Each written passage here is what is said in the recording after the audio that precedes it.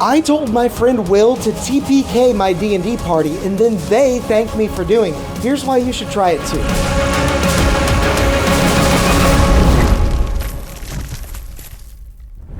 Now, I know as well as anyone that good preparation is key in running a good game.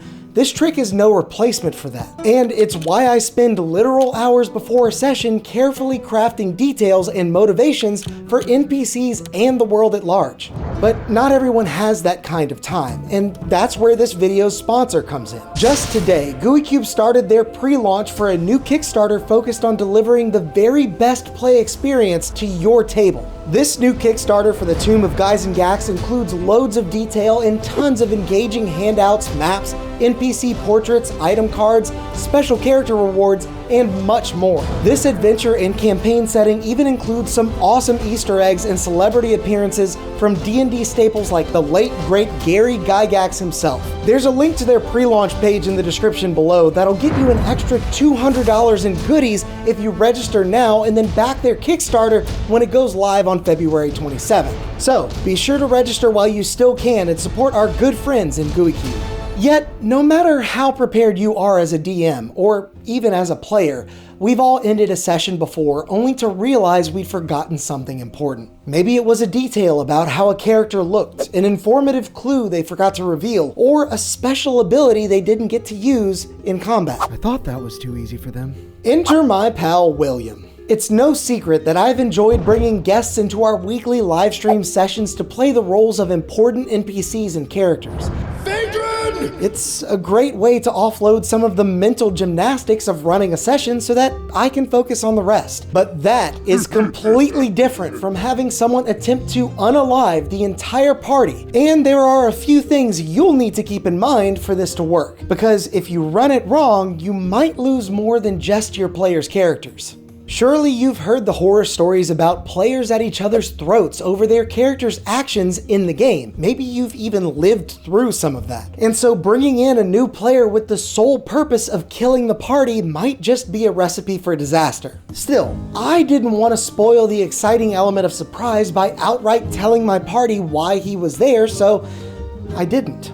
Needless to say, they were quite surprised when they realized he was not there to help. Let's fight. Why you brought him in as a bad guy? What the? So instead of just dropping this giant anvil on their heads immediately, my plan started about a month in advance when Will and I began chatting about the kind of character he'd like to play. Yes, despite what you may think, this was Will's character and not just some role that I forced him into. You should view your job as the DM to find a place within the world and story for your players' characters, because this should be fun for them too. Don't forget that. As far as slapping my players in the face with this wicked surprise, Will was a perfect fit. All of them had played together before and knew him well enough that they wouldn't take anything Will's character did as a personal attack from Will the player. So when he mentioned to me that he wanted to play an automaton with a troubled past, I knew we were on the right track. Carefully, I revealed to him what his character would know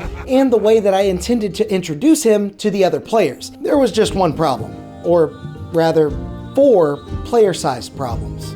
Will's character, Apollo, was going up against the entire party all alone, and we were intending for him to briefly join the adventure as an ally if they survived the fight. So to keep things interesting, we were gonna need a lot more than a character sheet and the player's handbook. And I ended up making a custom stat block for his infernal automaton, complete with some really wicked layer actions that might honestly have been just a bit too powerful. 3 or 4 sessions after hatching our master plan, the stage was set. The players had softened themselves up by exploring several layers of a complex mechanical dungeon and found themselves up against a mysterious enemy in the lower levels of a steampunk automaton factory. But this is where things really went off the deep end and where it might go sideways for you too. Apollo was truly a force to be reckoned with. In my own hands, this enemy might have been a bit of a challenge for the party, but in Will's hands, it was downright deadly. Because all he had to do was run his layer actions and his character, his tactics were more precise than I could have ever managed on my own. Combat moved as swiftly as ever as I simply controlled a few minions and provided some flavor for each round of the battle.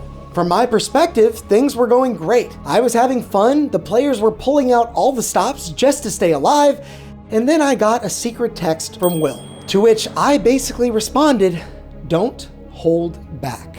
You see, in that moment, I realized I'd given the players something truly special, a real threat.